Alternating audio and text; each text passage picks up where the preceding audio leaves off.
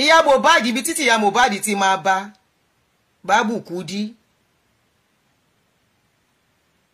bẹ́ẹ̀ ló ṣe máa bá àwọn obìnrin kan ọmọ tàràkà torí ọmọ láṣọ ọmọ lẹ̀yẹ ọmọ níyì. Èmi àti ẹ ìwà tó ń wò mí o ò ní fi ọwọ́ ara ẹ sọmọ ẹ di ọ̀tá ẹ. Ìwọ tó ń wò mí tó bá jábí amọ gidi gbogbo nǹkan tó máa mú ọmọ ẹ di ọ̀tá ẹ tó máa mú ẹ di ọ̀tá ọmọ ẹ ẹlẹ́dẹ̀ ò ní jẹ́ kó rí. Ìwọ náà ò dẹ̀ ní fọwọ́ ẹ fà á ò ní fọwọ́ ẹ ṣe. Gbogbo nǹkan tó máa mú ẹ tíwà àti ọmọ ẹ tẹ́ máa dàbí orogún avoid ẹ torí afẹ́ akọ̀ ó bá dé stage kan àwọn ọmọ yìí la máa fara rọ̀ tó bá dé stage kan afẹ́ akọ̀ tó bá dé stage kan àwọn náà máa dì wá lọ́wọ́ mú tá máa sọdá títì afẹ́ akọ̀ tó bá dé stage kan ìkẹ́ wọn ìgẹ́ wọn tó ṣe fọwọ́ pa wá lẹ́kẹ̀ẹ́ mommy are you okay have you eaten tó ń pa wá lẹ́rìn tájọ́ ń para wa lẹ́rìn kò bá jẹ́ kankan là ń rí wọn ìkẹ́ wọn ìgẹ́ wọn ó ń jẹ́ kí ẹlòmíì pẹ́ láyé á jẹ́ ká look beautiful tí èjì wa gan ò ní hàn. Ẹni bá fẹ́ kọ́ ọmọ wà lákàtà òun á kó ọmọ mọ́ra ẹni bá fẹ́ kọ́ ọmọ wà lákàtà òun á fi ọmọ ẹ̀ṣọ́ rẹ̀ kò ní fọmọ ṣọ̀tá ẹni bá fẹ́ kọ́ ọmọ wà lákàtà òun kò ní sọ ọmọ dorógún ẹni bá fẹ́ kọ́ ọmọ wà lákàtà òun tí ò fẹ́ kọ́ ọmọ sájìnà dé ọ̀rọ̀ àwádàbí ọ̀rọ̀ ya Mohbad tó ẹ̀ṣẹ̀ ń bẹ̀ ìyàwó kó jẹ́ kóhun ráyè rojú ọmọ òun ńlẹ̀. Who does that? Who does that? Wàá ẹ̀ṣẹ̀ máa bẹ̀bẹ̀ kàn jẹ́ kó rá tẹ́ńṣọ̀n ọmọ tó tọ́jú ọmọ tó ti fìyà jẹ tó fílẹ̀ tó fojú ẹ̀rẹ́ ráre lóríṣiríṣi òun lèèyàn bẹ̀bẹ̀ fún ọmọ tó bá tọ́jú ọ̀rọ̀ ẹyọ kan péré ni. Sweetheart ọkọ mi bó bá gbé fóònù mo fẹ́ rí ẹ I miss you I want to see you kò tí ẹ lù sógun I miss you ń bẹ̀ when are you coming to visit ni kò tí ẹ yẹ kó tún débẹ̀ ọmọ ló máa pè mommy I'm coming to visit tí ò bá tó wọn bá sí tòsí tó wá dológun wípé à ń kúnlẹ̀ bẹ̀ ìyàwó ọmọ ẹlẹ́dàá mi má jẹ́ rìn àwa ń kúnlẹ̀ bẹ̀ ìyàwó ọmọ jẹ́ kọ́ ọmọ mi mojú mi jẹ́ kọ́ ọmọ mojú mi ti mọ̀ pé ìyá tó fèlì ni wọ́n ṣerú ẹ̀ fún ni ìyá tó bá fèlì ló ń bẹ̀bẹ̀ pé kán jẹ́ kóun rojú ọmọ òun no tíyàwó kan bá fẹ́ ṣe mọ̀nàmọ̀nà tó fẹ́ hùwà bákan wàá pé ọmọ ẹ ló bá lẹ́jọ́ kìí ṣòun wàá pé ọmọ ẹ sí yàrá wọ́n ní tọmọdé ò bá bá tàn á bá rọ̀bà àrọ́bá dẹ̀kẹ̀rẹ́ bá bá ìtàn wàá wá sọ ìtàn fọmọ yẹn wàá sọ ìdí tí ò gbọdọ̀ dánrú ẹ̀ wò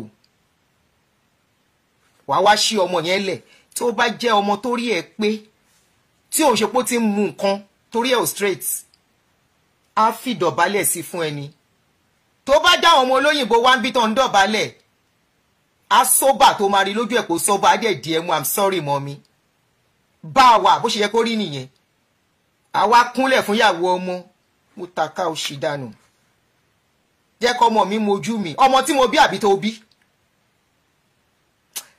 My non-Yoruba speakers no vex they don carry me go another angle where I no wan go before they don carry me reach there.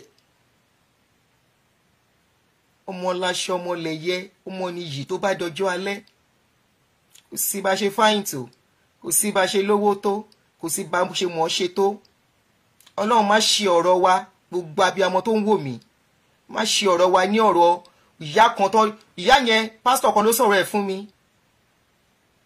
kì í ṣe pé kò bímọ sáyé gbogbo àwọn ọmọ ó sọ wọ́n dọ̀tá wọn kò wá sí ìtó yà sí mọ́ ó wá nídìí kò dẹ̀ ṣiṣẹ́ mọ́ àwọn ọmọ náà ń tọ́jú ẹ̀ nígbò dá gbogbo wọn tó ti dá wàhálà lẹ̀ torí kálukú ń ṣà wọn ò rántí pé ti exist àwọn ará ṣọ́ọ̀ṣì náà ṣẹ̀ṣẹ̀ ń dáwó fún jẹun.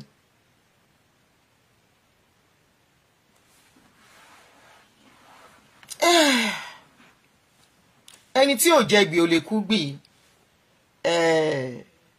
There is something tó jẹ́ pílò gbogbo wa, conscience ni. Conscience tó bá ṣe rere wàá bá ń bẹ̀, tó bá ṣòdìdà kejì wàá bá ń bẹ̀. Èmi Àdùnní Adé ò sá lọ́bì kankan. Ìyá Mohbad ó wá lọ ń kúnlẹ̀, ó lọ ń bẹ̀bẹ̀. Failure ló ń jẹ́ bẹ́ẹ̀. Failure upon failure, odo upon odo, òun ló ń jẹ́ bẹ́ẹ̀. Odo upon odo ló mú ará àtajá sí ọ̀rọ̀ ìyá àtọmọ. Odo upon odo ló mú ẹni tí ọ̀rọ̀ ò kàn Sálíù ẹlẹ́nu gbọ́ ọ̀rọ̀ dá sí nǹkan tí ó mọ̀. Mo jẹ́ ẹni tí ò láàánú lójú ẹ̀, ìwọ tó wá jíṣẹ́. Ṣé mo jọ ẹni tí ò láàánú ní ojú ẹ̀? Àwọn tí mi ò mọ̀ rí, tí mi ò mẹyẹ tó ṣu wọ́n, wọn ò gbọ́dọ̀ sunkún sí mi lọ́rùn. Kíní mi ò rí tí wọ́n rò. Ọmọ ta fi sí hospital, that reminds me, Tósìn, wọ́n ti discharge Tósìn lénìí. Tósìn pè mí ní jẹrin, mọ́mì owó hospital yóò ti pè, mo yìí wà ń bì torí mi ti ẹ̀ rántí mọ́, èmi gan busy ń bí. Mo wá pé èlò lókun ó sọ, ṣé mo bọ́ta, mo send ẹ̀ sí. Mo ní ìtòṣe lọ hospital tó yá, balance ẹ̀ lè kúrò lọ hospital. Ó máa kú iṣẹ́ ìwọ tó wá jíṣẹ́, orí ẹ̀ burú. I'm very sure pé irú ìwọ yìí náà ìyá Mohbad ló máa yà gbẹ̀yìn. Irú ẹ ìyá Mohbad ló máa yà. Ìsìgbà yìí làárọ̀ ìyá Mohbad tarúgbó ń sun kókó. Ìyá Mohbad wá ń sọ anything my tọkọ mi bá sọ kò ń ṣe jòsí mọ́. Ìyá Mohbad, bàbá Mohbad ò lè fẹ́ mọ́. Tí bàbá Mohbad bá fẹ́ á jẹ́ pé kò wà òkè. Ìyá Mohbad, bàbá Mohbad ò ń ṣọkọ ẹ. Kò ń ṣọkọ ẹ.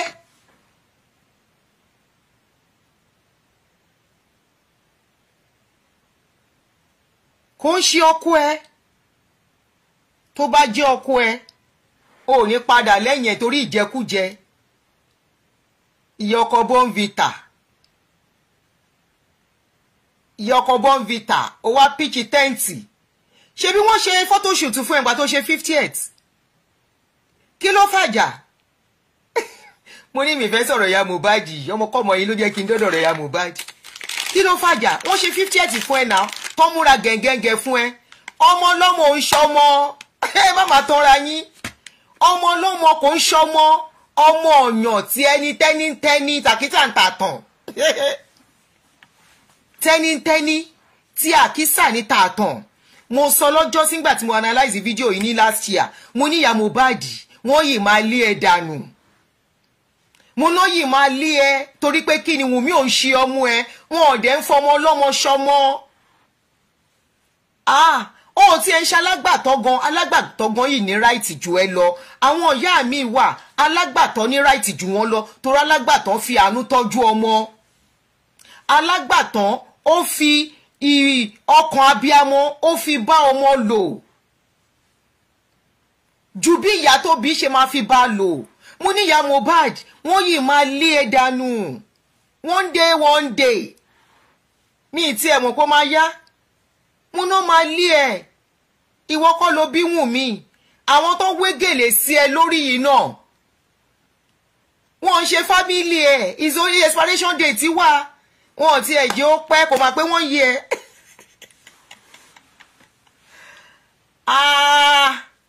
Kò pé wọ́n yí ẹ tí wọ́n fi gùn ẹ́ dànù. The last video I did tí mo ní kẹ́ wò pé ẹ wò bó ṣe rí pàánù ẹ̀dẹ̀ ṣe mi pé woman ẹ̀dẹ̀ ṣe rẹ̀. Àwọn kan lóhùn kọ́ ẹjọ́ kí ló fi yàtọ̀ sí ìtẹ̀rí lánàá? Kí ló fi yàtọ̀? Ó wá mọ bàbá Mohbad kúnlẹ̀ fún sìn nígbà tọ́rọ̀ ọmọ ẹ ti dàrú tẹ́ ẹ jẹ́ ká rójú tú ẹ̀. Tó yẹ kí tó bá jẹ́ true justice everybody wá, ó yẹ kí gbogbo wa panu pọ̀ ni. Ọ̀nà kan ló yẹ ká lọ, everything wá scatter. Ẹ máa gbọ́ team Mohbad, team bàbá Mohbad, team Wunmi, team kinní kan, team Queen Mother, gbogbo ẹ̀ wá fọ́ká. Àwa mọ̀ bí tá máa yà sí mọ́. Àwa kan bá ya ń wà wá tá lẹ́mìí wàhálà. Aya ṣe báyìí. Ǹjẹ́ ó bá tún ká wa lára gẹ́gẹ́ bí abiyamọ la tún máa fò síta. Aya ń wò báyìí pé gbà mí. Ṣé lórí ọ̀rọ̀ yìí? Báwo ọlọ́pàá ò ṣe wá ní ba gbogbo nǹkan jẹ́ nígbà tọ́lọ́pàá gan ti rí pé wọ́n dẹ̀ mú conspiracy theory, wọ́n dẹ̀ dá síta lóríṣiríṣi, everything dẹ̀ scatter. Everything dẹ̀ scatter. Ọlọ́pàá tó yẹ kó ṣiṣẹ́ bí iṣẹ́, gbogbo nǹkan tó yẹ kó béèrè, inú ilé tó yẹ kó seal up, ọlọ́pàá fi bẹ́ẹ̀lẹ̀, ó lágbára. Mohbad, tí reincarnation bá wà, because mo fẹ́ rẹ̀ kó mo prefer, mo believe in reincarnation than gbogbo story tó ń sọ fún wa yìí. Tí reincarnation bá wà, ibi tó bá máa yà next, make sure pé ò yarú ibi tó yà yìí o. Àwọn obìnrin kan wà, àwọn ọmọ yìí ọmọ o. Àwọn obìnrin kan dẹ̀ wà, ìyá ọmọ ti jẹ wọ́n kan tó wá sáyé. Láyé kejì tán wá, irú wọn náà ń gbárùkù ti ọmọ. Society tá ti wá, wọn ò fàyè lẹ́ẹ̀kan tọ́jú ọmọ dáadáa. Society tá ti wá, ọmọ máa jẹ̀yà tọ́jú ara ẹ̀ ni. Society tá ti wá, àtọmọ ọdún 4, ọmọ ọdún 6 lọmọ míì ti ń gbé ẹrù sórí tó ti ń kiri ọjà. Society tá ti wá is a society that does not care. There is nothing called child protection. Òun lẹ máa rí where a mother will carry firewood with fire to beat her child. Ẹ máa rí ìyá á lu ọmọ lálùbọ́lẹ̀, gbogbo ojú ọmọ abó. You want to wonder why many of our people are toxic. Ìbọn ṣe train wọn ni. It's how they were brought up. They were brought up to, even in community here, àwọn dúdú. Yesterday I saw one. Dúdú ó mú ọmọ tó bí ọmọ 4 years. Bó ṣe ṣe ọmọ yẹn, there is no how that child will grow up tí ọmọ yẹn á gentle. You want to wonder, tí dúdú, kò sí dúdú tó ń sọ̀rọ̀ tí ò ń pariwo sọ̀rọ̀. Ṣàṣà ni dúdú tó ń sọ̀rọ̀ tí ò ń pariwo sọ̀rọ̀. Upbringing ni. Violence tán fi training ni. An average Nigeria believes in ká gbáyàn lójú, ká gbáyàn nímú. Is the training. An average Nigeria believes in ká pariwo, ká sọ̀rọ̀ tí ò dáa. Is the training. An average Nigeria believes in cursing. Is the training. An average Nigeria believes in abuse. Is the training. Right from childhood. Is the training. It doesn't just come. It doesn't just happen. It's what they grew up to know. We think we bring up children with love. No. That is why we don't see love among ourselves. We don't. Children are brought up. A lot of siblings. Yes, we say we have family. We have community, family, community. Hatred is among all of them. Hatred from one sibling to the other. Hatred from one brother to sister. From sister to brother. From brother to brother. From sister to sister. Of the same mother. But we pretend. We know how to pretend a lot. Oyinbo will not pretend if they don't want to deal with anybody. They stay on their own. It doesn't mean they hate. They just don't they are not just comfortable to pretend with you. But our own, we pretend. Sibling to sibling are even wishing each other evil. Not every one of us know how to pretend. Not every one of us can live that fake life. No. Not every one of us.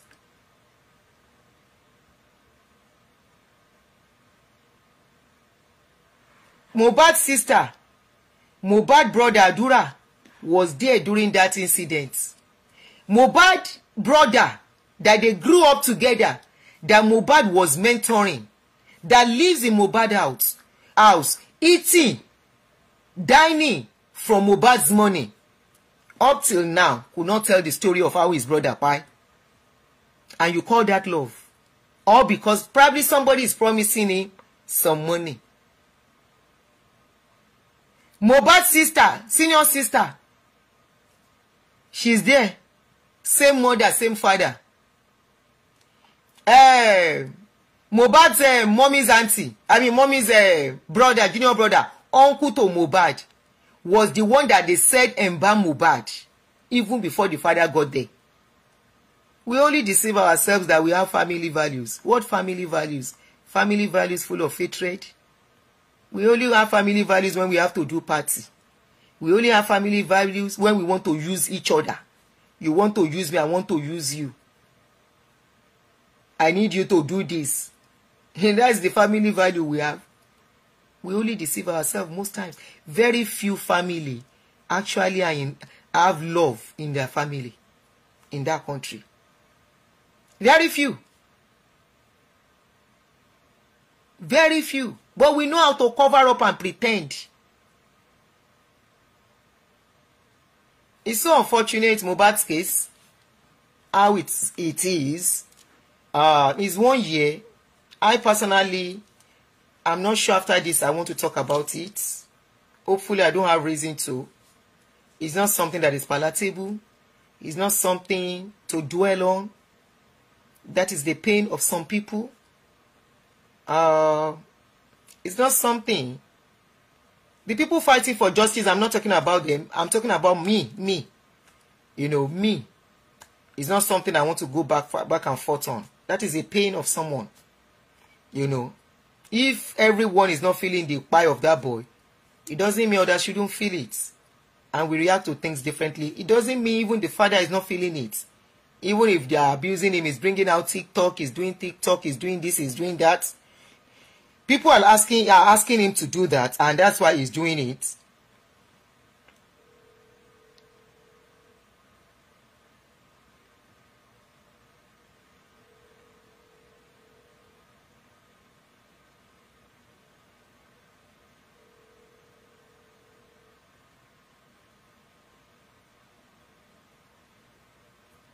They're asking him to do it, and that's why he's doing it. So I am not talking about that. But for how Mama Mohbad and the rest have scattered it, bí ọba yóò rí yín, ọba òkè ń wo gbogbo yín. Ẹ̀san ò dẹ̀ gbóògùn, ẹ̀san máa ké. Gbogbo ẹni tó scatter kíní ọmọ yìí tí ó jẹ́ kán rójú tu ẹ̀. Gbogbo ẹni tó lọ́wọ́ sí and made it unsolvable mystery 1 year after. Ẹ̀yin nu, Ọlọ́run nu.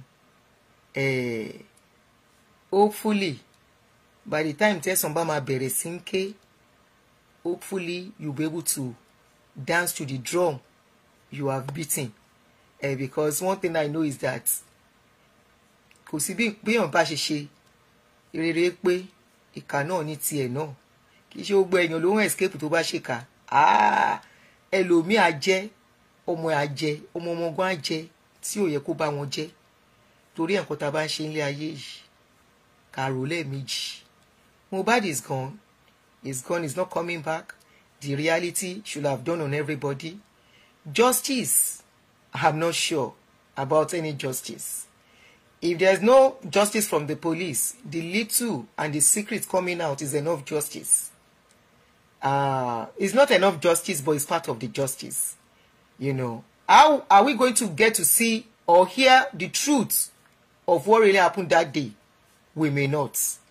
Seriously, we may not, because obviously there are powers involved in this case. It is not an ordinary case. Nobody can tell me Mohbad's case is an ordinary case. So Mohbad, I don't know if you can say rest in peace to you. Your body is still lying there. This is a tribute to you. You were a star that was cut short. You were a star that your family are going to bite their fingers, especially your mother, who should be your angel. She's going to bite her finger of regrets. Not now, but definitely she will. She's going to cry. She's going to miss you. Either when we have forgotten you exist, when the public will have moved on, when the public will not be there, she alone will sit in her room one day and she's going to cry. She alone will sit in her room and reflect just like so many people will reflect on how they have lived their life, and they will know they are the architect of their problem. Kò sí èèyàn kan tó ń ṣe èèyàn. Whatever you do is what you reap. We love running away from taking responsibility. But one thing is, hold on please. Hello?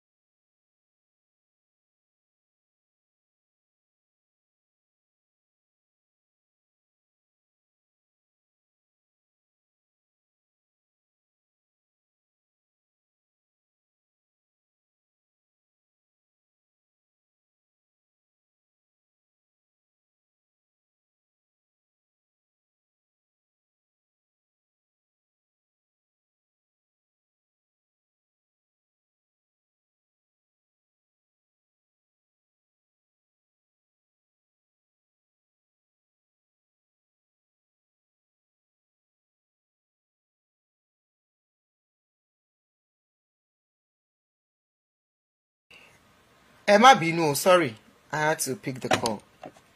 So apologies for that. So a day is coming. Ṣé mo ti on mute? Ṣé o ti on mute? Okay.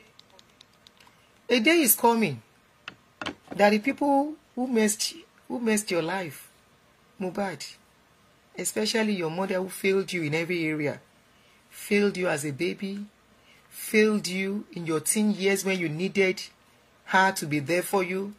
I always tell parents, look, if you have a teenager, teenage period is when you should be careful with your children. Teenage period is when your children need you most.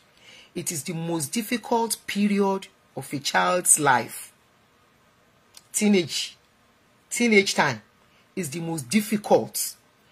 It was recorded here that the self-pie, you understand what I mean by self-pie? Self-pie of teenagers is on the rise now. It's happening back at home too, but it is not always recorded. You know we don't keep records like that. Most teenagers, most of them are doing it by themselves. It is the period where they are going through knowing who they are. It is a period of recognizing what love is. It's a period of knowing what feelings is. It's a period where psychologically they are going through issues too. But because we think they are young, we think they are not going through something, that period, a lot is going on in their brain. And if you are not careful, that is when they start forming a lot of things, a lot of opinion about themselves. Some will have low self-esteem from there. If you are not careful, some, this is when they will start developing hatred or love. Some, this is when they start developing psychological issues, and you may not know. Just a few days ago, I was watching it. In fact, September, is it September 12th? September, there is a particular September something that is for awareness for self-pie here of young people, teenagers. we ignore things like that in our country. And that is why you can see that average Nigeria is TOXIC. An average Nigeria, because that is how they were brought up.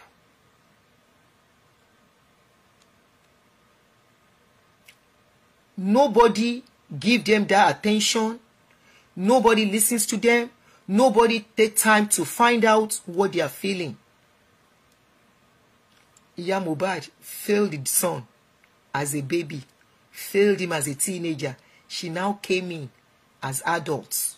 Adult that she came in is to come and collect money, owo shop, owo provision, while the son was spying inside. The boy was spying inside. The boy was going through so much. There's no mother to talk to. The father is supposed to talk to. Probably, I don't know, I'm just assuming, he felt he doesn't want to appear as a failure, as a weakling in the presence of the father as a man. And that is why you see that children, even adult boys, adult men, they find it comfortable confiding in their mother than their father. You will see an adult man, married man with children, when something is going on, he go call, mommy, mo to nṣẹlẹ̀ o. This and this is what is going on. No? And that is why mothers know a lot.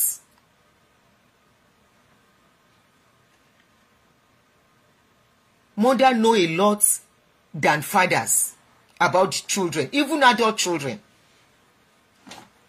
Many things, it's through the mother the father will hear. Many things, adult child, oh, not small person, oh, I'm talking about an adult. It is through the mother that the father will get to know what is going on. And mommy will be telling daddy, daddy will now say, so for me, it is the reason. Mama Mohbad was not there. She came back and she was crying for freezer. Mohbad is first she shop for me 5 million. And after Mohbad's pie, she was not even concerned about how the boy walk by the boy. Even though initially she and the father might be confused, it got to a stage people were like, "Omo yo pa lásán." Baba de never me what justice eba mi wo ko to ba pomo. Mommy, Mama went to pitch tents so that they can give her money for 5 million that Mohbad failed her. Is that same woman people are now taking serious? Is that same woman people are saying she has come to beg? She has not come to beg. She has failed where she went to, like she failed the last time. She failed the first time, came back into his life. She failed again, left. She left and she's coming back again. To come and do what? To come and mess up things more.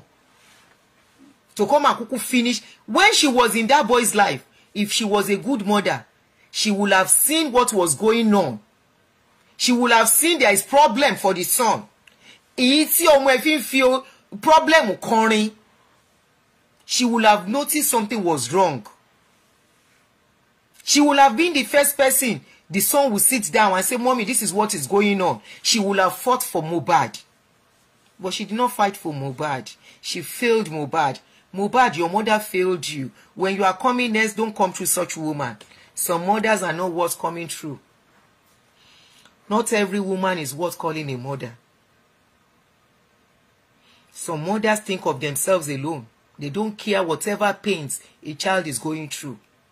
Some mothers, as long as they are okay, their child can as well go and pie.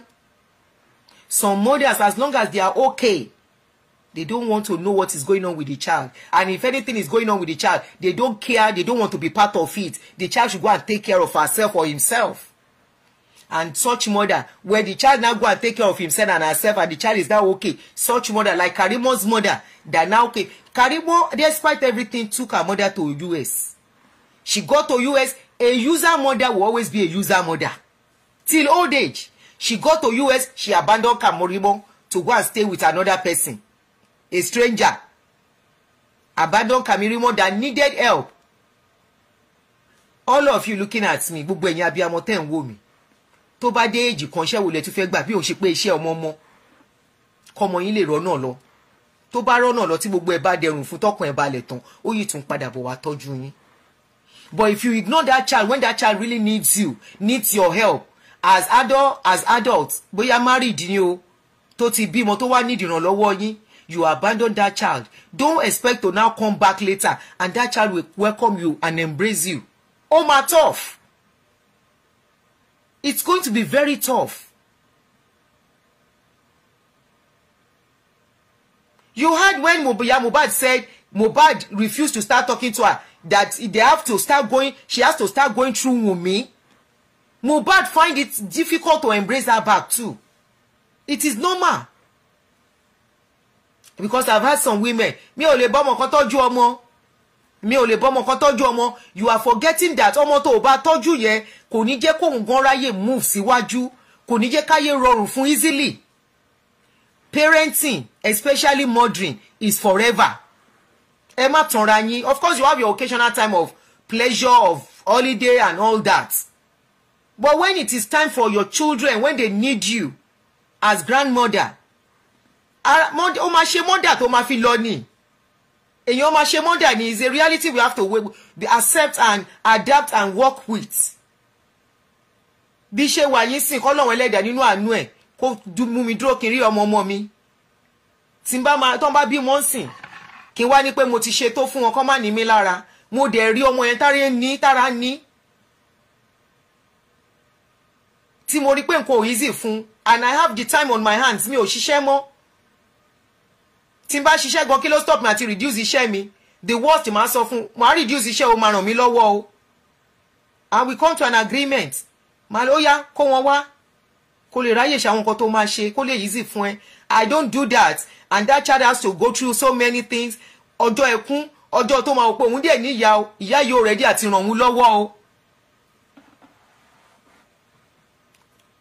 Òun dẹ̀ ní ìyá o, òun dẹ̀ dàbí ẹni tí ò ní ìyá. Ará àta gan náà ẹ̀ṣẹ̀ wá ń ràn lọ́wọ́. Àwa ọmọ yẹn wá sí ọbẹ̀ yẹn tán ọbẹ̀ yẹn wá jiná. The mother now wants to come back and say I am your mother. Ọlá ọyàn mi tí mo tó mú yìí. Fàbú lásán ni. It's nothing but fàbú. Ọlá ọyàn mi tó mú yìí. Ọlá ọkùn mi tó gbà kọjá yìí. Ó mú ẹ ló ní kọ́ ọmọ wá mu ọyàn kó gba ikùn ẹ kọjá. Ordinary manipulation lásán is just ordinary manipulation and blackmailing. Gaslighting. The child did not ask to be born. You decided to born that child. You decided that child to come into the world. And of course, once a child is a certain age, you don't hold that child responsibility anymore. Feel it, it's all okay. Tó bá fẹ́ ṣe, but trust me, you have broken the chain of love existing between you and that child. If you abandon your adult child too. Family unit is all about being there for each other. Family unit is about helping each other. Family unit is about lifting each other's hands. Family unit is about making sure things are easy for every one of us as much as we can. But when somebody will say it doesn't concern me, that one will say it doesn't concern me. Hello, Komi. How are you? It doesn't concern me. It doesn't concern me. Family abẹ́rẹ́ sí ṣe kíni disintegrate abẹ́rẹ́ sí ṣe kíni start dividing abẹ́rẹ́ sí ṣe kíni start separating. Before you know it, nobody feels anything for each other anymore. Only to your tent o Israel ló máa dì kò dẹ̀ sẹ́ṣẹ̀ ń bẹ̀ bẹ́ẹ̀ ni kò sí ẹ̀ṣẹ̀ ń bẹ̀ òṣàbò ò lè gbè mí ṣe mí bó ṣe bá mi. To the extent a mother now has to beg the wife. To the extent a daughter that was abandoned at 2 months was able to forgive that mother and embrace her and say, Mommy, oya come to America. Put her papers down. Despite struggling through life alone. And say, oya come, Mommy. Mommy, too debe. Selfish mothers are forever selfish. Narcissist mothers are forever narcissists. Abusive mothers are forever abusive. You think they don't abuse adult children? Abusive mothers will abuse their 70-year-old child. 70-year-old child, why you to abuse it? The child is no more a child, oh, is even a grandparent. They will abuse that child because it is who they are. Ẹ wo case ya Mohbad àti àwọn Karimo yìí. If Wunmi's mother is a good mother, what was Wunmi doing nílé Mali at the age of 14? Now, if you remember when this issue started, I kept screaming, where is Wunmi's mother in all of this? She needs to rescue this girl. That was before the case got to where it got to. I say, where is Wunmi's mother in all of this case? Where is she? Can't she cover her daughter? Can't she stand in for her daughter? Can't she help the daughter in all of this? Up till now, we have not seen her. It shows the kind of mother she is. She is another user mother, an abusive mother. A mother that is not ready to sacrifice for a child but wants to chop. Shebi, they say it's her account, they are keeping Mohbad's money. She can put her account down to collect Mohbad's money. But she cannot stand to face the world with her daughter. Karimo is dragging her now. If Wunmi can live in Naira Marley's house at age 14, can start living there, and Karimo said 2 months she was abandoned by the same mother. And some people will now say fathers are the bad ones here. Most fathers want to do is the mothers that will not allow them to do out of jealousy and pains. Out of jealousy and pains. 10 years I know say mommy, father gather money make I go poly. I go poly but I no go class, daddy I am sorry.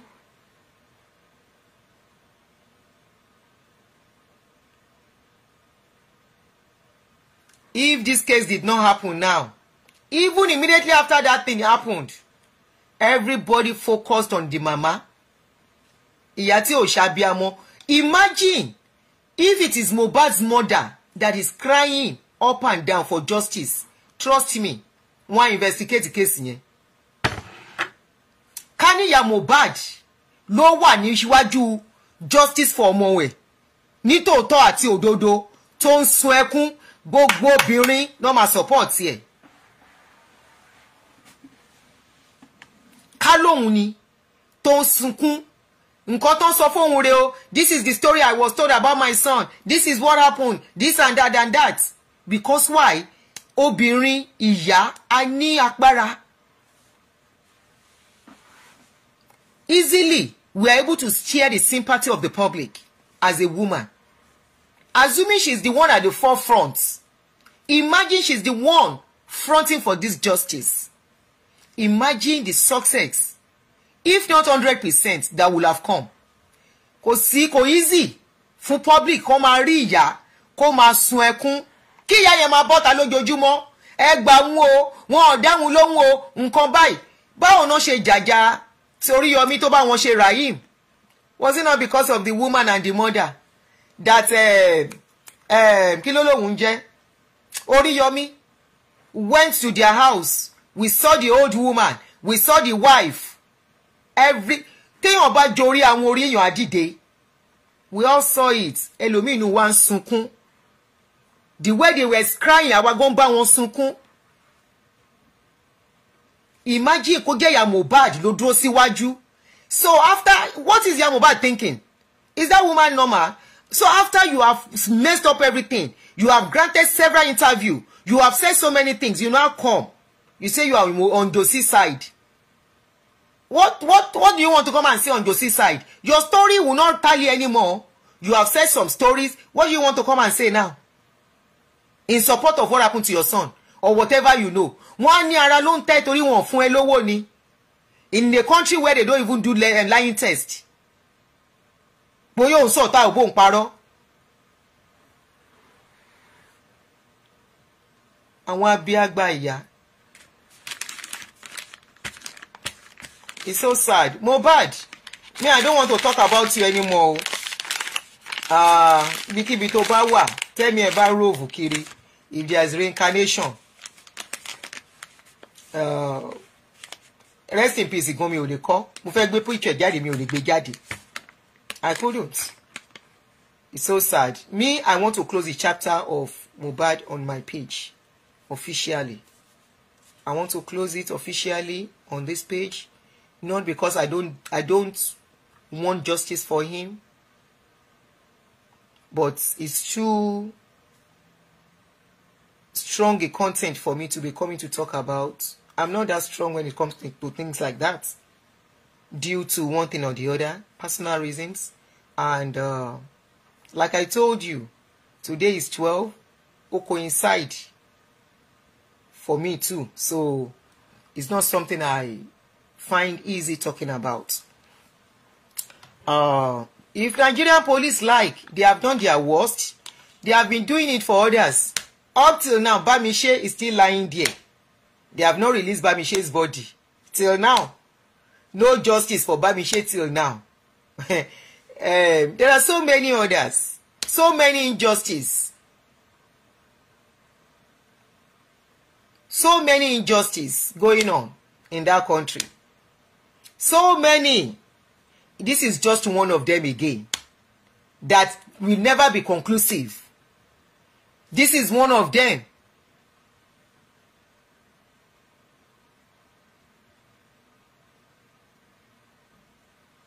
That they will never, powers that be, will suppress the voice of the voiceless. This is one of the cases. And it's so unfortunate that people that are not supposed to be involved, when I tell you your celebrities are part of our problem in that country, see how your celebrities jump into this case and mess it up big time. And these are people that have their own children. You see how they mess it up? This boy just go like that. We all saw video, we saw pictures. We saw it. We saw petition the boy wrote that they want to buy him. We saw it. And they jump into the case and confused everybody. Mess it up. Went to where they are selling caskets, laughing about buying casket for a little boy. Mo sọ mo ní sí bàbá Mohbad bá jọ ọmọ àlè ló máa gba casket yẹn. I said it then. Gba casket ibi tó ti lọ rẹ́rìn àti ra casket ibi tó yẹ kán sober. Kán fẹ́ ra casket. Ṣé obìnrin ló lọ ra casket? Ẹ ti ẹ̀ kọ́kọ́ mu. Ṣé obìnrin ló lọ ra casket? Obìnrin mélòó lẹ́yìn rí ibi tó ti ń ta casket? Casket ọmọdé. Casket ẹgbẹ́ ọmọ ọ̀yàn. Obìnrin mélòó lẹ rí tó ń ra rú ẹ̀? Everything, gbogbo nǹkan tẹ́dá bá mọ̀ ṣe láyé yìí kó máa ṣe. Ẹ̀san ògbóògùn, ẹ̀san máa ké. Mohbad ti lọ, gbogbo wa lájẹ gbèsè kú tàdé máa lọ lọ́jọ́ kan. Gbogbo wa. Kò sí ẹni tí ò ní lọ. Kò sí. Ikú ni gbèsè ìkẹyìn, ikú ni gbèsè ìkẹyìn o. Ẹ ṣe rere o. Ẹ ṣe rere o, ikú ni gbèsè ìkẹyìn o. Olówó akútálíkà àrọ̀run. Ẹ ṣe rere o. Ẹ ṣe rere o, ikú ni gbèsè ìkẹyìn o. Babaláwo akú pásítọ̀ gan máa kú o. Ẹ ṣe rere o. Nǹkan tá bá wá ṣe sílẹ̀, òun nìtàn tó bá dọ̀la. Gbogbo ìwà tá bá wá wù, òun ni ìtàn tó máa tọ àwọn ọmọ tá bá fi sílẹ̀ lẹ́yìn.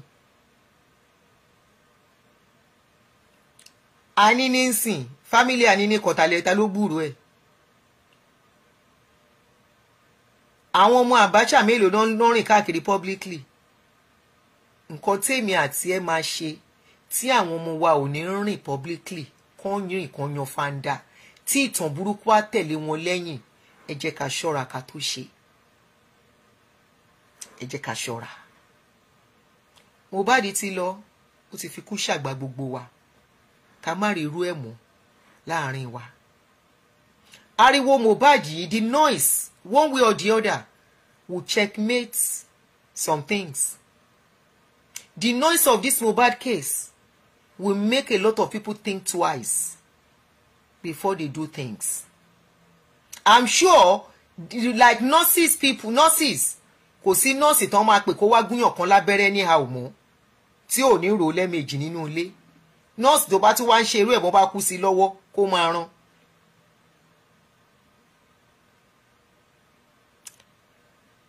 I said it the last time when this thing happened around last year, September, October. I said, with what I'm seeing, I don't see them doing the right thing. When the police was coming with their rubbish narrative, I said, I don't see them doing the right thing. I said, one thing I know is that ọmọ yìí ló máa jà fún rẹ̀. Ẹlẹ́dẹ̀ ló máa jà fún. Ẹlẹ́dẹ̀ yìí máa jà. Gbogbo abiyamọ tó ń wò mí, a ní fojú sunkún ọmọ. A ní mọ sàárè ọmọ. Àwọn ọmọ wa ò ní ṣìgbé. Wọn ò ní ṣèyàn. A ṣe jẹ́ kó fẹ́ nìyí kò ní jẹ́ pín àwọn ọmọ wa. That is our wish. Ẹ jẹ́ ká dẹjúlẹ̀ náà gẹ́gẹ́ bí òbí. Ẹ jẹ́ ká ṣe right wa. Ẹ jẹ́ ká ṣe tọ́ wa. Ẹ jẹ́ ká máa bá àwọn ọmọ wa sọ̀rọ̀. Àtọmọ ọkùnrin, àtọmọ obìnrin. Irú kéèsì yìí is not common among the rich. It's not common among the middle class lọ títí. Kì í ṣe pé kò ń ṣẹlẹ̀, but it's not so common.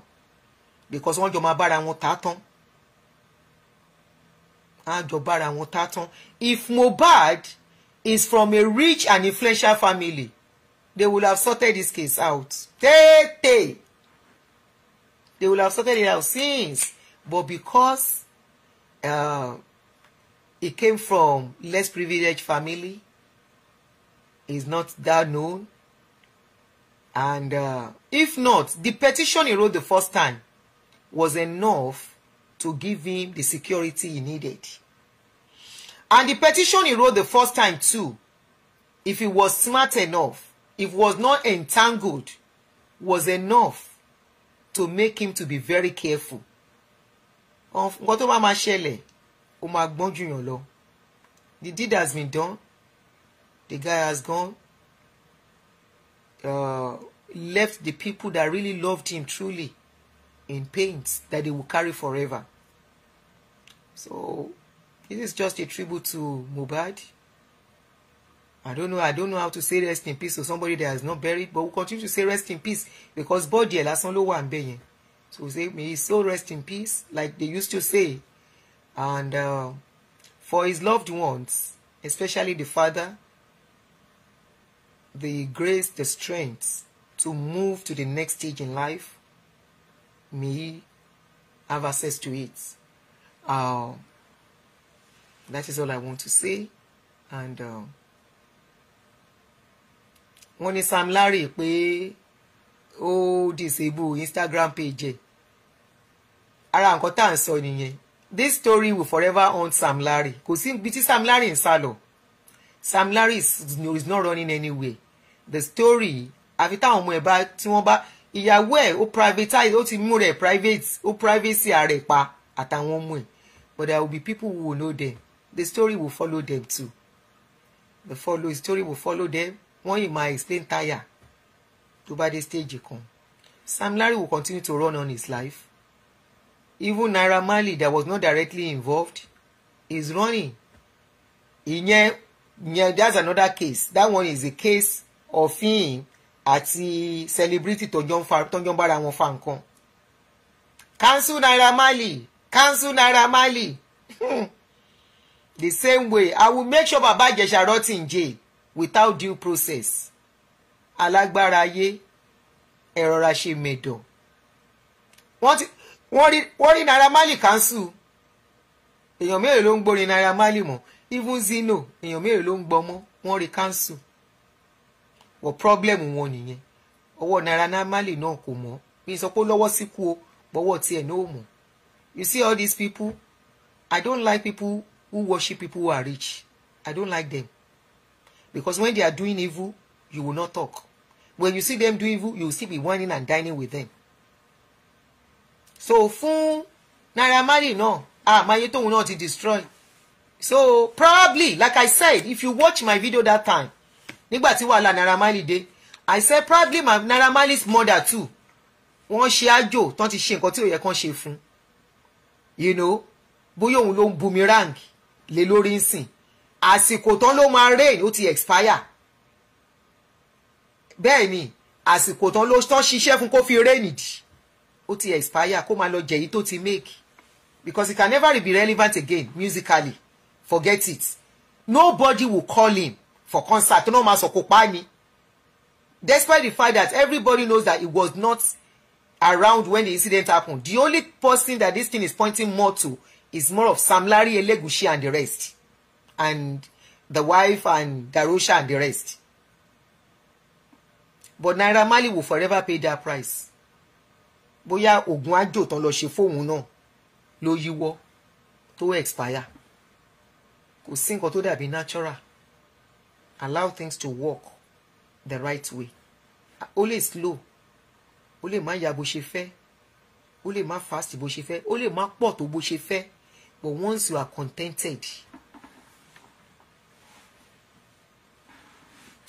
contented, you will be fine in a matter of time. So bó ṣe wà yẹn, it will haunt them forever. They are going to live with the pains together with the people that has that child. Wọn ò lè free. Even ìyàwó gan, it will haunt her forever. Àdúrà, it will haunt him forever. Darosha, it will haunt him forever. Ṣé wá rí ìyá Mohbad? Ìyẹn gangan ni a máa sọ fọ́rọ̀.